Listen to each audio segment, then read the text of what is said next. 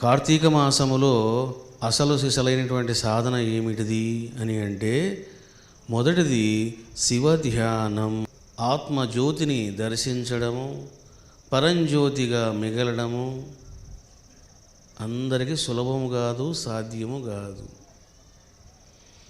అందుకని మన శాస్త్రాలు, మహితాత్ములు దీపాలను వెలిగించేటువంటి కార్యక్రమాన్ని ఏర్పాటు చేసుకున్నారు. కనీసం ఆ విధంగానైనా సరే వీళ్ళు పుణ్యకర్మ అనుష్ఠానం చేస్తారు. ధ్యానము చేయలేకపోయినా కనీసం ఓం నమః శివాయ అన్నటువంటి మంత్రాన్ని స్మరించాలి. శివధ్యానము, శివజపము, శివస్మరణ. ఓం నమః శివాయ, ఓం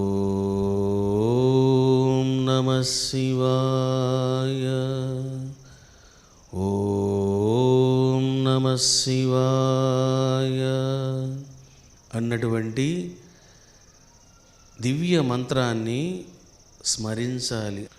ఈ దీపాలు వెలిగించడం అనేది ఎక్కడ జరగాలి అని అంటే శివ సన్నిధిలో జరగాలి.